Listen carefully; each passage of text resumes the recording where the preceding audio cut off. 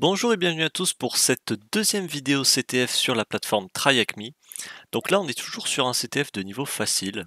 On est sur le CTF galerie. Donc la description c'est essayer d'exploiter notre système de galerie d'images. Ok.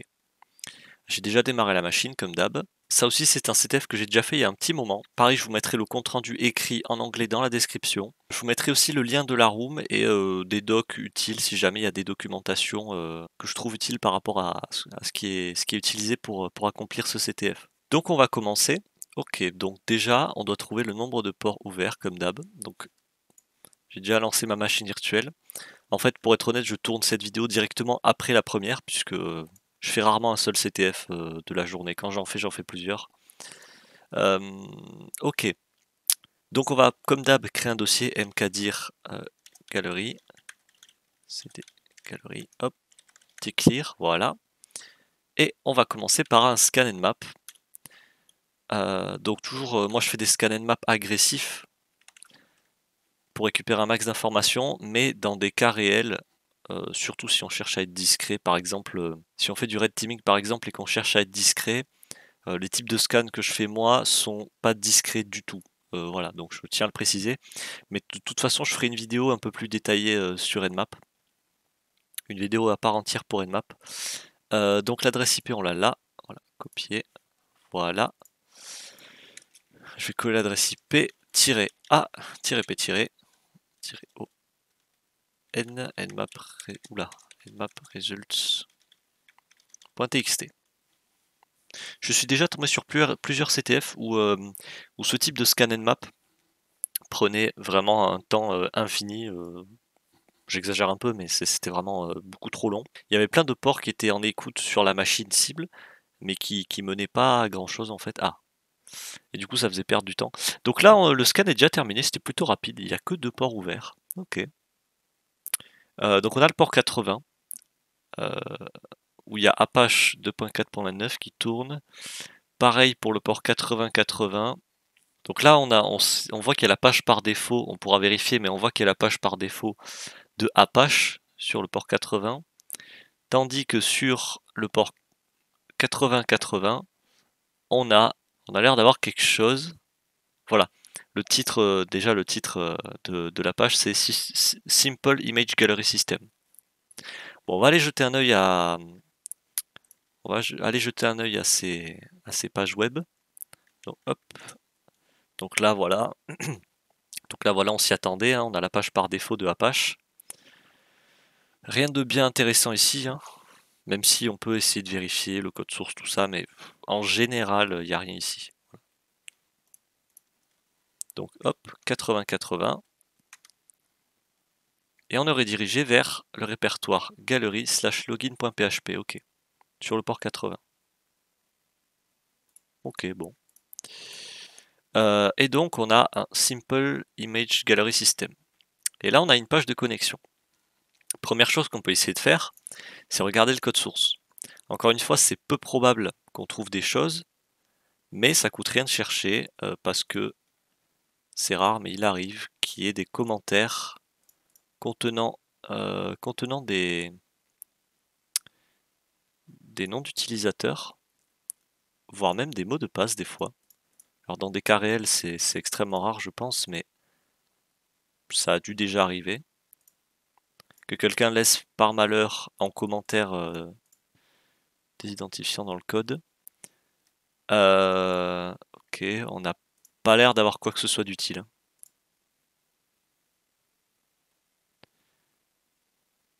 On sait qu'il y a une fonctionnalité mot de passe oublié. Je sais pas si on en aura besoin, mais c'est bon de savoir que c'est là. Ok, bon. Bon. Ce qu'on peut faire aussi, ce serait d'essayer de brute force. Mais ça, je préfère le garder en dernier. Si vraiment on trouve rien d'autre, parce que le brute force, des fois, ça peut durer longtemps. Puis c'est... Bon, quand on a ni nom d'utilisateur, ni mot de passe, ça peut être encore plus long. Donc, ce qu'on peut faire, c'est que... euh, c'est qu'on peut chercher, parce que...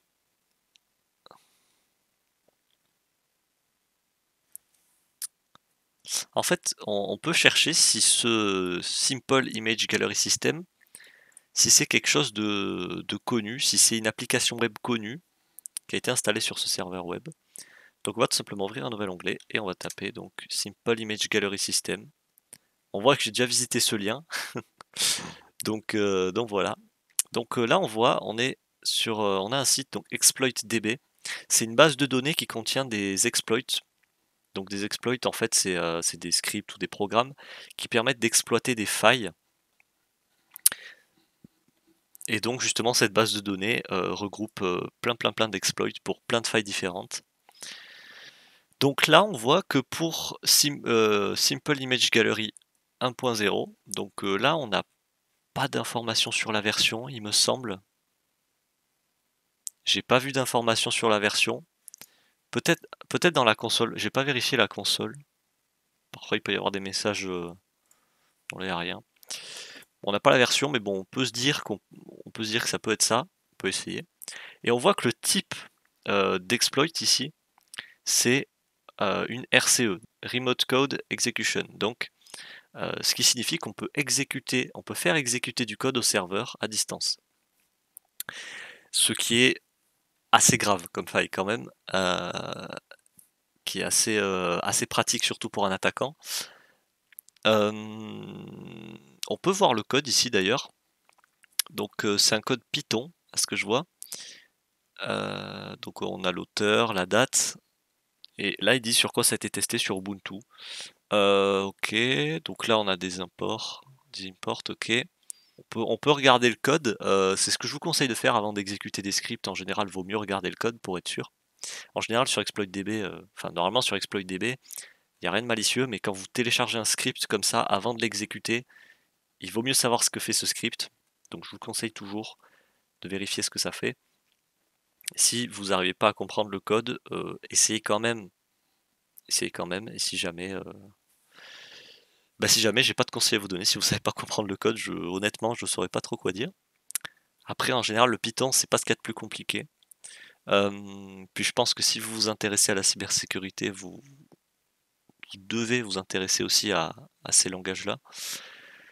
Ok, donc là, ce que je vois en fait déjà, c'est que la page de login en fait peut être outrepassée en utilisant j'imagine le nom d'utilisateur par défaut qui est admin, et ce qu'on appelle une faille, une injection SQL, qui permet de se connecter en tant qu'admin sans même connaître le mot de passe en fait.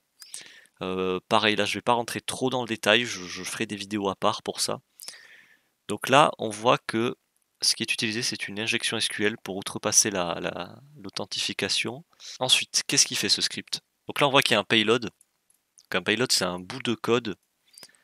Donc là, dans ce cas-là, c'est un bout de code malicieux qui a l'air d'être un web shell très basique, ok, en PHP. Donc là, il y a un nom aléatoire qui est choisi pour le nom du web shell, ok. Donc ensuite, le shell est uploadé, ok. Il y a des informations sur l'utilisateur qui ont l'air d'être récupérées pour ensuite être affichées ici dans la console. Le shell a l'air d'être upload sur la page users.php. Donc voilà, c'est ça. Ensuite, le web shell est upload. Ok, ok.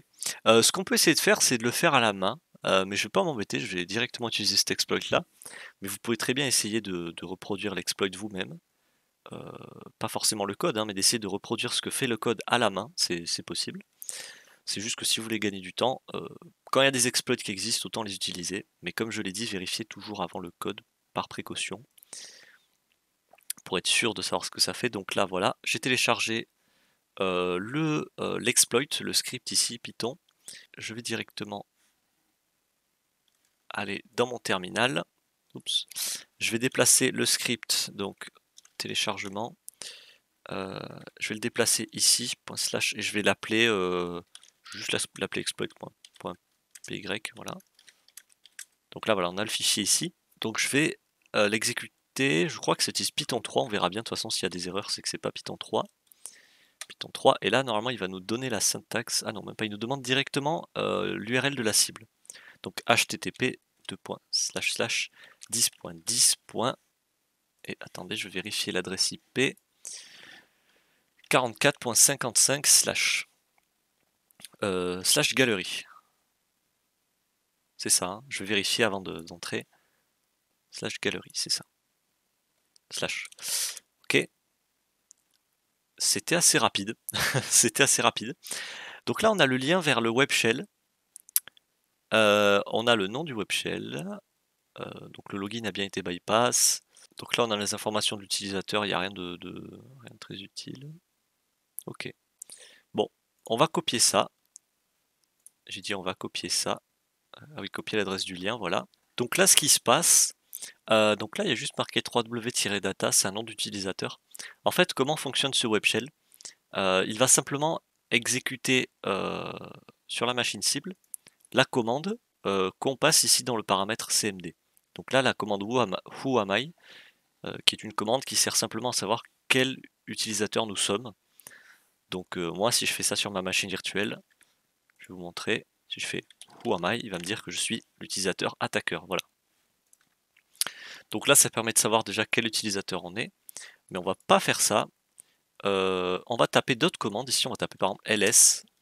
Voilà. Et on voit que ça nous liste les fichiers du répertoire dans lequel on est. Pour savoir dans quel répertoire on est, pareil, une commande Linux basique, print working directory. Et on sait qu'on est dans le répertoire /var, /3w, /html, etc. Donc vous voyez bien que ces commandes-là s'exécutent sur la machine distante, pas sur notre machine. Qu'est-ce qu'on pourrait faire? On pourrait essayer d'avoir un reverse shell, ce serait mieux. Donc ce que je vais faire, pour avoir un reverse shell, je vais aller sur un site que j'ai l'habitude de fréquenter pour les CTF, reverseshell.com. Voilà. Et c'est une application web qui permet de générer des reverse shell. Je ferai une vidéo aussi sur les reverse shell. C'est simplement un terminal à distance. Pour faire simple, ça nous ouvre un terminal à distance sur une machine. C'est vraiment très vulgarisé, mais je préférerais expliquer plus en détail dans une vidéo dédiée à ce sujet. Donc ici, on doit rentrer notre adresse IP de notre machine à nous. Donc pour ça, je vais sur le site de TryAcme, elle est écrite 10.60, voilà. C'est pas mon adresse IP publique, rassurez-vous, c'est une adresse IP privée que je peux changer à tout moment de toute façon, donc je m'en fiche un peu de la montrer. 4242. Ça c'est le port qu'on va mettre sur écoute sur notre machine. Donc moi je mets toujours des ports, je mets toujours 4242 par habitude. Le type d'écouteur. Alors on va se mettre sur écoute sur le port 4242 avec NC. Donc la commande NC qui est netcat en fait. Et donc on va utiliser un reverse shell. Moi j'aime bien utiliser Python. Ce qu'on peut faire c'est vérifier ici s'il y a bien Python. %20 Python. Python 3. Ah, il y a bien Python 3 sur la machine, ok, Python 3. Donc on sait qu'il y a Python 3 qui est installé sur la machine, donc on pourra essayer d'utiliser un reverse shell en Python. Donc ici, on déroule et on voit Python 3. Donc on voit qu'il y a plein de langages disponibles. PowerShell, ça c'est pour Windows. Python 3 pour Windows aussi, puisqu'on peut avoir Python 3 sur Windows. Node.js, Java, vous voyez, il y a plein de langages différents. Voilà. Donc Python 3, on sait qu'il est installé sur la machine, donc on peut essayer de l'utiliser. Hop, je copie. Mais avant de rentrer ça directement dans le paramètre de la commande, comme on utilise ça dans une URL, il faut l'encoder. Donc on va l'encoder pour que ce soit utilisable dans une URL. Donc pour ça, on va juste taper URL encodeur. Donc URL encodeur, voilà, juste à taper URL encodeur sur Google, il y en a plein. Donc ici, on rentre ce qu'on veut encoder. Donc Python 3, gna gna gna. Donc là, pareil, hein, vous pouvez regarder, essayer de comprendre le code pour savoir ce qu'il fait. Bon, là, c'est un code très basique. Hein. Simplement, on importe le module socket, subprocess, machin. On crée un socket, on se connecte à notre adresse IP qui sera sur écoute, sur le port 4242, et ensuite, on importe le module PTY plutôt en anglais, et ensuite, on spawn un shell. Voilà. Donc hop, encode, et là on voit que c'est encodé pour que ce soit utilisable dans une URL. Donc ce qu'on fait, c'est qu'on copie ça, hop, copier. Donc ce qu'on va faire, c'est qu'on va d'abord se mettre sur écoute sur notre machine, donc sur le port 4242. Donc pour ça, on fait nc-lnvp Donc tout ça, c'est des paramètres en fait qui sont passés dans un seul tiret. On aurait pu faire -n, -v, -p comme ça. Oups. Comme ça, voilà. Mais c'est chiant, c'est long, ça sert à rien. Autant tout mettre comme ça, voilà. Donc -lnvp. Donc -l, c'est pour se mettre sur écoute. Pour L pour listen. N, c'est pour utiliser simplement des adresses IP et pas des noms DNS. V, c'est pour rendre la commande verbeuse, on dit. C'est-à-dire qu'on va afficher plus d'informations dans le terminal. Et P, c'est pour préciser le port. Donc le port, ce sera 4242. Et donc là, on fait entrer, hop. Et maintenant, notre machine virtuelle est sur écoute sur le port 4242. Donc maintenant, ce qu'on peut faire, c'est simplement retourner, hop, ici. Et on va coller notre reverse shell. On va l'exécuter. Déjà, quand ça charge comme ça, indéfiniment, c'est bon signe. Si on retourne ici, sur notre terminal, voilà. On a reçu une connexion de l'adresse IP 10.10.44.55 et on a un terminal qui s'est ouvert, ici on le voit avec le petit $. Si on fait Who am I, on est bien l'utilisateur www.data, voilà. Alors là, première étape, avant de faire quoi que ce soit, comme on sait qu'il y a Python 3 en plus, on peut stabiliser notre shell. Pour ça, déjà, on va faire export terme égale xterm. Voilà, donc cette commande a pour effet de nous permettre de faire clear.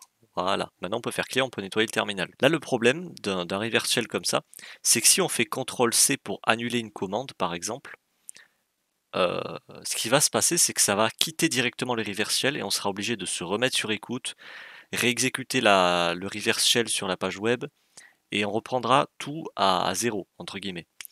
Donc pour pas que ça arrive, on va stabiliser notre shell. Donc pour le stabiliser entièrement, ce qu'on fait, c'est qu'on fait CTRL-Z. Voilà. Donc ça, ce que ça fait, c'est que ça met en arrière-plan le reverse shell qu'on avait. Maintenant, on va faire stty-echo row, point virgule, pour exécuter une deuxième commande, fg, pour reprendre le processus qui a été mis en arrière-plan. Donc, entrée. Donc là, je refais entrée. Et voilà. Donc là, si je fais clear, et là, si je fais CTRL-C, vous voyez, hop, CTRL-C, j'ai beau faire CTRL-C, on est toujours dans le terminal. Si j'avais fait ça avant d'avoir stabilisé mon shell, ça aurait quitté le reverse shell et j'aurais dû recommencer ce que j'avais fait. Donc là, c'est bon, on a un shell stabilisé. Donc ce qu'on peut faire, je vais relister les fichiers ici.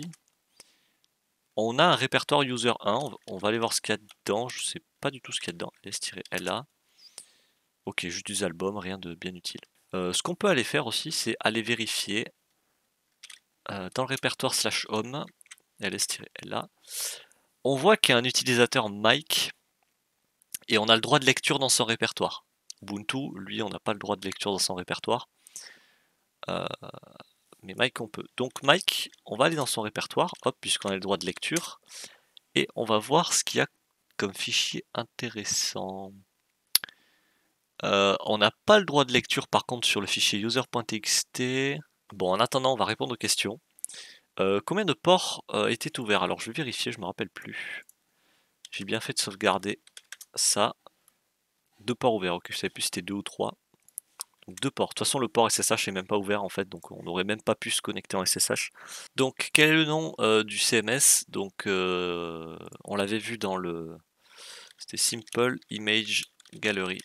C'était écrit en plus dans le titre de l'exploit de l'exploit qu'on avait trouvé sur ExploitDB. Hop, entrée. Je vous mettrai tous les liens dans la description en espérant que ça déplaise pas YouTube. J'espère que YouTube va pas m'emmerder parce que va pas m'embêter parce que je partage un lien vers un exploit. Normalement non, je pense pas, hein, mais on sait jamais avec YouTube. Quel est le hash du mot de passe de l'utilisateur admin? Ah. Alors ça, à mon avis, ça doit être dans la base de données. Donc ici, à mon avis, il doit y avoir quelque part dans un fichier, peut-être dans config.php, il doit y avoir un mot de passe ou un hash. On va voir ça. Hein. 4config.php. Alors, qu'est-ce qu'il y a ici? Ok, donc déjà on voit qu'il y a une connexion à la base de données et qu'il y a un fichier qui est inclus ici, qui est importé, dbconnexion.php dans le répertoire classe.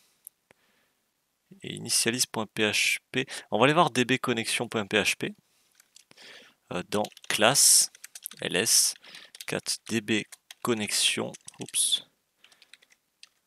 Connexion.php. Là, il y a le fichier initialize.php qui est inclus. Donc ça doit être dans le fichier initialize.php. Initialize.php. Et on a le mot de passe de la base de données ainsi que le nom d'utilisateur de la base de données. Ok. Je vais prendre des notes. Nano notes. Là, on a un hash. On a un nom d'utilisateur et un mot de passe pour la base de données. Copier. Parce que tout à l'heure, on n'a pas trouvé le mot de passe, on l'a juste outrepassé. On a juste outrepassé l'authentification, donc on n'a pas su le mot de passe du nom d'utilisateur admin. Et là, du coup, on va se connecter à la base de données. Copier. On va faire MySQL-U pour préciser. Non. Galerie user pour préciser le nom d'utilisateur et -p pour préciser qu'on veut rentrer un mot de passe. On rentre le mot de passe qu'on a copié et on est connecté à MariaDB, donc anciennement MySQL. Et donc là, on peut lister les bases de données. Donc pour ça, on fait show database, databases normalement, puisque c'est au pluriel, mais bon. Et là, on voit qu'on a une base de données nommée GalleryDB. Donc pour dire qu'on veut chercher dans cette base de données, qu'on veut utiliser cette base de données, on fait use gallery-db. Ok. Donc là, database changed. Il nous a bien dit. Maintenant, on veut voir les tables. Show tables, point virgule, toujours à la fin. Et là, on a plusieurs tables. Pareil, je vous ferai peut-être une vidéo sur comment fonctionnent basiquement les bases de données. Donc là, après ça dépend aussi des bases de données, mais les bases de données du type MySQL, tout ça, je vous ferai une vidéo là-dessus, dans laquelle aussi je parlerai du langage SQL. Show tables, point virgule, donc ça, vous voyez, c'est du langage SQL. Le langage SQL permet de faire des requêtes à une base de données. Donc SQL signifie Structured Query Language. Je ne vais pas rentrer encore trop dans le détail là, mais je ferai une vidéo là-dessus. Donc maintenant, qu'est-ce qu'on fait? On cherche le hash du mot de passe de l'utilisateur admin. Donc on peut se dire, donc on peut chercher dans la table users, qui devrait contenir les données relatives aux utilisateurs. Donc on va faire select pour récupérer des données, étoile pour tout récupérer, étoile c'est pour dire qu'on prend tout, from pour dire d'où est-ce qu'on prend les données, et on les prend de la table users.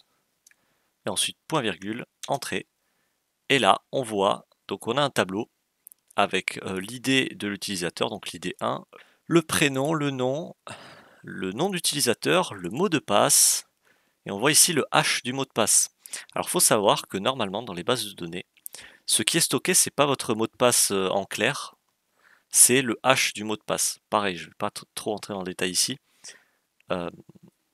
mais sachez que les bases de données qui stockent les mots de passe en clair, c'est très très peu sécurisé et c'est pas conseillé du tout.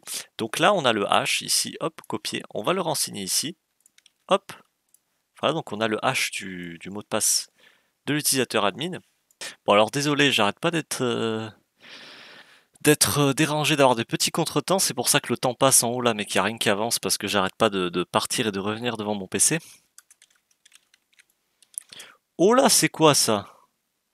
Il y a un fichier rootkit.sh. Ah, on n'a que le droit de lecture dessus. Il y a un fichier rootkit.sh dans le répertoire /opt. Ok. On n'a pas le droit d'exécution dessus. Mike doit avoir le droit d'exécution dessus, mais nous non. Nous non.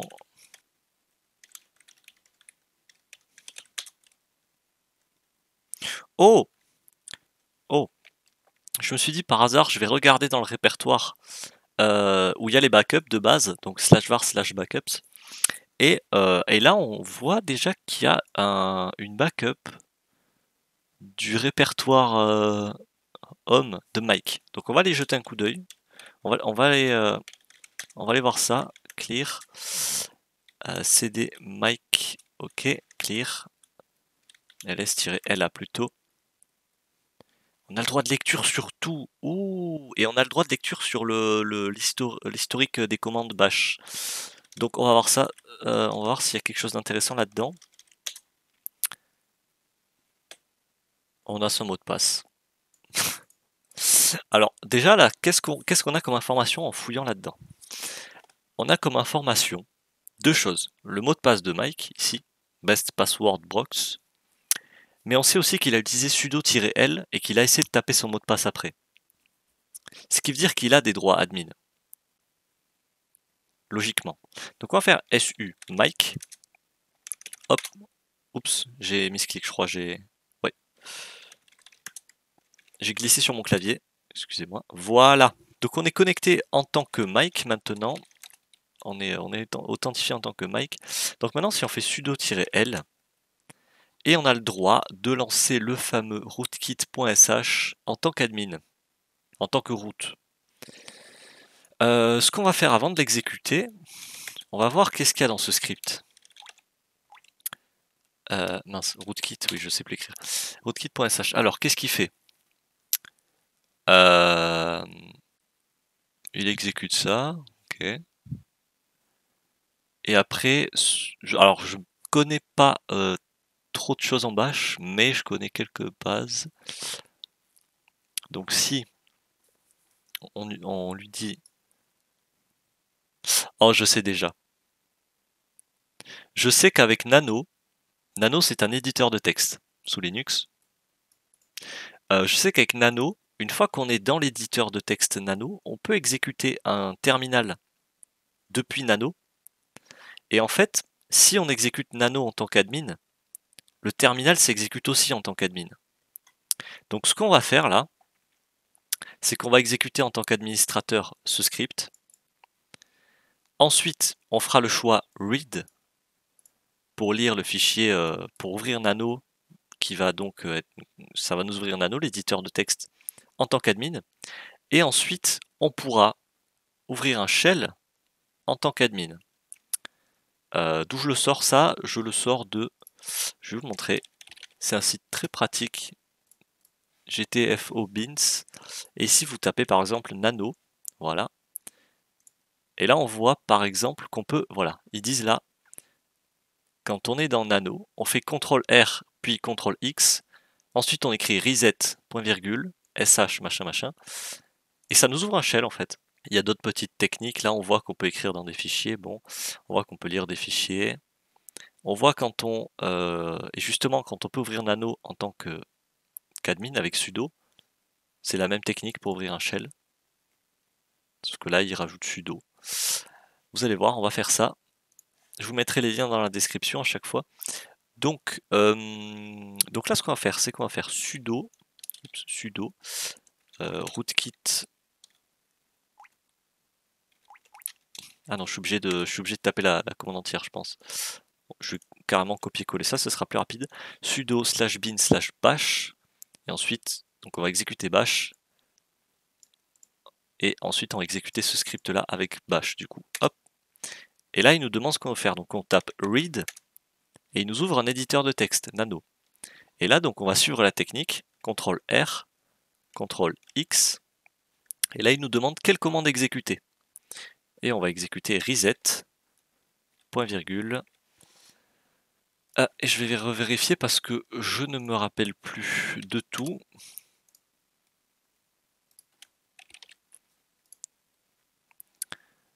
Et là, on tape sh. 1. Ok.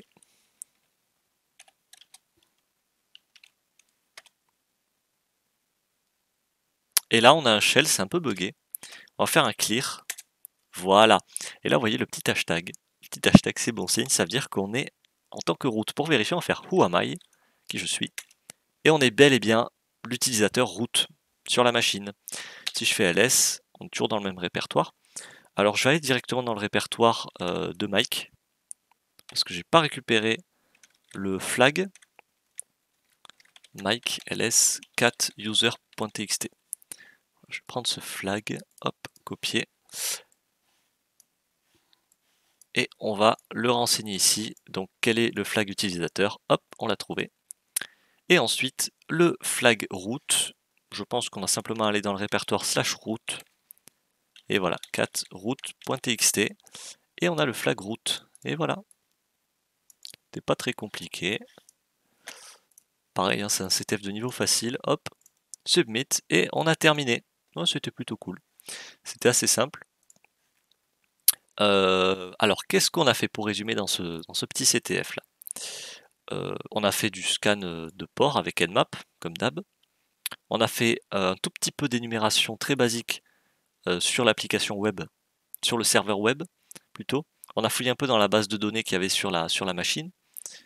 Et on a fait un peu d'énumération Linux basique et de l'élévation de privilèges. Donc voilà, c'était plutôt cool. J'espère que ça vous aura plu. N'hésitez pas à dire en commentaire ce que vous en avez pensé. Si vous avez des choses à apporter ou autre, pareil, hein, n'hésitez pas. J'espère que ça vous aura plu. Je vous mettrai dans la description tous les liens utiles, hein, les docs qui peuvent servir pour ce CTF là. Je vous mettrai le lien de mon compte rendu écrit en anglais, qui est sur mon GitHub. N'hésitez pas à liker si vous avez aimé et à vous abonner pour voir les prochaines vidéos qui sortiront. Et moi je vous dis à la prochaine.